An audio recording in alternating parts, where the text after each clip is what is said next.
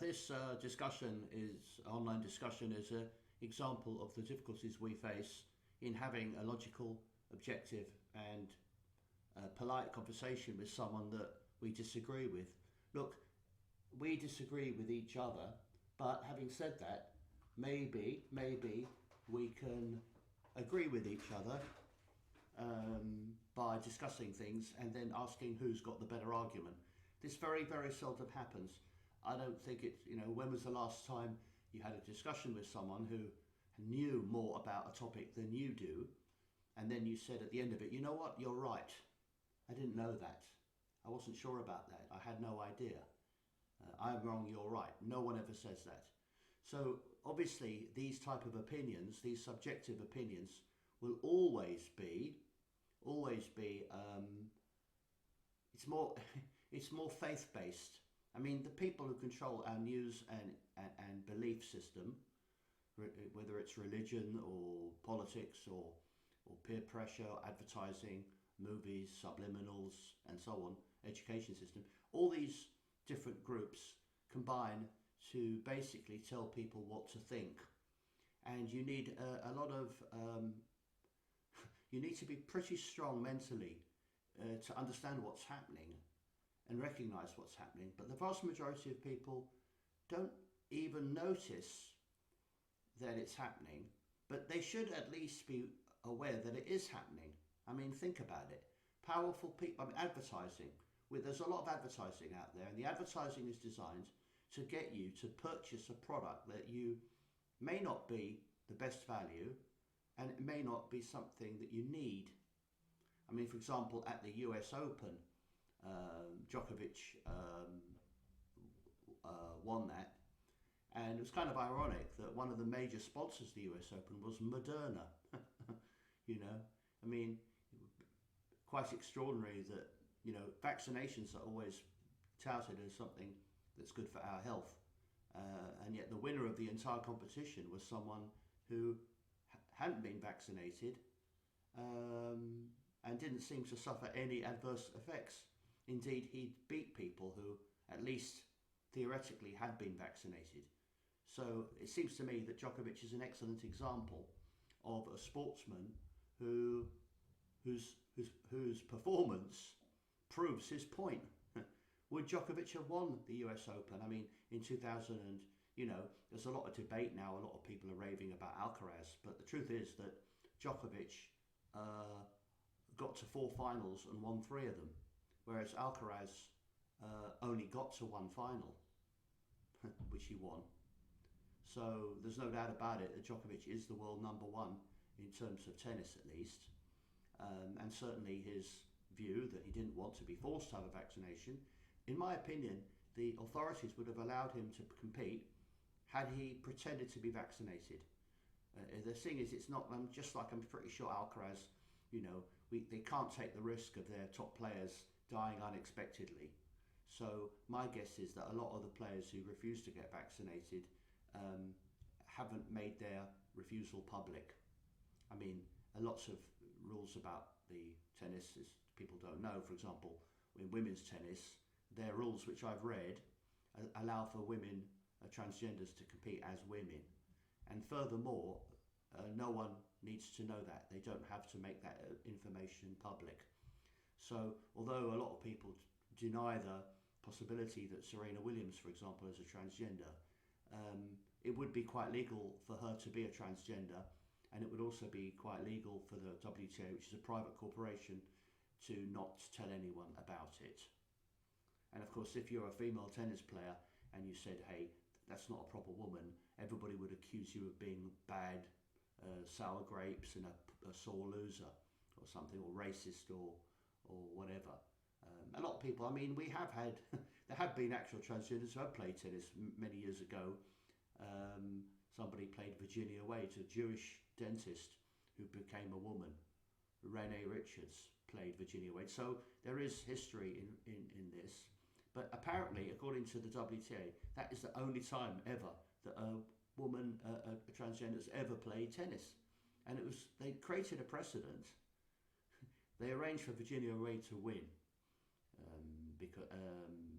which, And after that, I mean, you can't really judge performance based upon one game. It's a bit like the Battle of the Sexes with Billie Jean King and some middle-aged man who was well past his sell-by date, a compulsive gambler who probably lost deliberately. Maybe he was paid to lose. But the bottom line is that, one game or one match doesn't really prove anything. Even the very best players have lost occasionally against much lower ranked players. But if they only ever play one time, you'd have to play them. It's like chess, let's play 100 games, and then after that we can have we can start analysing who's the better player. It's not one game. That can't be done. There's all kinds of other factors in play. Now let's have a look at this dialogue, because I want you to see how unreasonable some people are. In my opinion, I'd be very grateful on this occasion if you left a comment upon what I'm saying, and comment upon what this other person is saying, and ask yourself who is being reasonable, and who is being engaging. I mean, I'm trying to engage with people. I'm trying to discuss issues with people. Okay, it's not in their comfort zone. Perhaps they don't even want to talk about it. I think we need to talk about the things we don't particularly want to talk about. It's not case closed. These people are more than happy to be bombarded with state propaganda, endless articles saying this, and this, and telling people what to believe and who to support. And yet when they come across a private individual who has opinions of his own, they clam up and become angry and become anyway. So it began with a discussion about football, because apparently this person's going to watch some women's football, which I'm not a fan. And I was making the point that a lot of women are suffering from injuries because football is a contact sport, and who's going to be responsible, because it's all being funded, you see. And then I said, it's being funded and encouraged, being pushed. Unlike you, it would seem, I prefer women to remain feminine. I'm not trying to ban anything, unlike the people who want to ban GB News because of silly, unimportant comments. And then he said, thank you for calling me woke. That was from a previous comment. And this guy is, in my opinion, woke. No, I know some people are claiming that woke is an abusive word. I don't think it is. Woke is just someone who goes with the current things. So I asked him, well, why did you turn up in a Ukrainian football shirt? He's got a Ukrainian football shirt which he wore, even though he knows my views. Not that, I mean, if he insists upon, I mean, surely Ukrainian football shirts are for Ukrainians. I'm not Ukrainian. And then he wrote Slava Ukraine, which is really silly. Slava Ukraine. And then I put Nazis. Then I put from the New York Times, Nazi symbols on Ukraine's front lines highlight thorny issues of history. And then he replied, Nazis with a Jewish leader. Now, you see, that is quite funny, Nazis with a Jewish leader. Because, think about it, probably when these bastards created Zelensky, they thought, okay, let's have a Jewish leader so that we can't, not only is he a Jewish leader, his relatives don't even live in Ukraine, right? His relatives live in Israel. I mean, Zelensky is a disgusting little creep. Just because they're trying to portray this actor as some sort of great military Napoleon leader, just because he wears a green t-shirt that's probably manufactured in China, okay? And then I said, why not? Some historians claim Hitler was part Jewish. Some historians do claim that. Whether Hitler was part Jewish or not is another matter, okay? I said, anyway, do you think we should intervene in Nagorno-Karabakh? For example, at the moment, the Turkic Azerbaijanis are ethnically cleansing Nagorno-Karabakh, which is a historical area of Armenian settlement. You've got to realise Armenia used to be a very, very big country, and now is a tiny little country sandwiched between various large Muslim states, such as Turkey and Iran. And previously they got some assistance from Russia, but because Russia is bogged down in Ukraine and other issues, Russia is not in a position to help. And also Russia doesn't want to antagonize the much larger and much richer Azerbaijan, which has 10 million people. Armenia has less than 3 million people. Azerbaijan has less than 10 million people and is an ally of Turkey with 80 million people. So there's countries with 90 million people who are ganging up on a small country, landlocked country with 3 million people. And Nagorno-Karabakh, which was nominally part of Azerbaijan during the communist time, was an area predominantly of Armenian settlement. Didn't have any oil, very few resources, but it was where Armenians lived. And now Azerbaijan, being far more powerful and having the support of Turkey and frankly the EU and NATO, has annexed that area, has taken it back, if you prefer to say. Remember, a lot of borders around the world do not correspond with the ethnic groups who live there. Okay, Nagorno-Karabakh is a good example. I feel so sorry for the Armenians, but nobody gives a shit. Look on the media. Are there any clarion calls that we have to do something? We have to support the Armenians. We should provide Challenger tanks to Armenia. We're not going to do any of these things.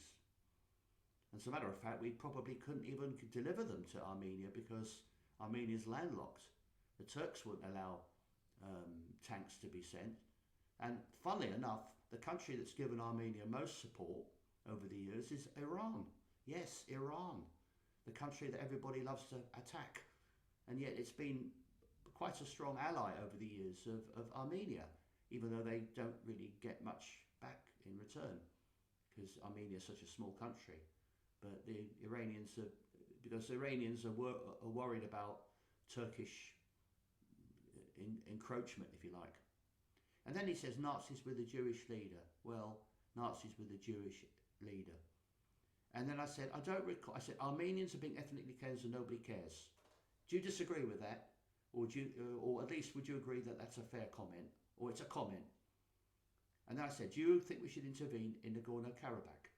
That's a question. He didn't answer it. Okay. And then I said, I don't recall Russia sending arms to the IRA. They could have got involved, but thankfully didn't. I believe in minding our own national interest. All we do is intervene and make the problems even worse. I would like you to tell me, what are these comments do you disagree with? Do you believe that our interventions over the years have improved things? Have our interventions improved the lives of Afghans, Syrians, Libyans, Iraqis, Ukrainians? Have they? Have they improved the lives? And then, because I said these things, no swear words, no abuse, no threats, no vulgarity, because I make these points, he says, from this moment forward, I don't want any more of your stupid shit messages. Go and bother someone else. Now, does that sound like an open-minded person to you? Even if you disagree with me, how about making the point? Should we intervene in Nagorno-Karabakh? Yes and no. If the answer is no, why not? Okay? If the answer is yes, why? And then I pointed out that Russia did not help the IRA. The United States did. The United States still does. In the United States, they still raise weapons. They still provide guns and weaponry and money to the IRA. It's allowed. They know what the money is going to be used for and has been used for in the past. Our NATO ally, the United States, provided weapons and money to the IRA that used to kill people in Britain, including British soldiers, even though Britain is a NATO member and Ireland isn't. Plus, you can see some pictures of Joe Biden, the pedo, with his IRA friends. Yes, there's pictures of Joe Biden with Jerry Adams and some terrorist who lives in America. Okay? That's Joe Biden, the pedo. Yes, and he is a pedo. He really is. His behaviour is really weird. He used to take naked showers with his daughter, who complained about it, as you probably would. I mean, would you want to take a naked shower with Joe Biden? Good heavens. The guy's been in politics since he forever, and he hasn't achieved one positive outcome for any of his people. No. I made some comments. He didn't agree with them, but he didn't respond in a respectful or logical way.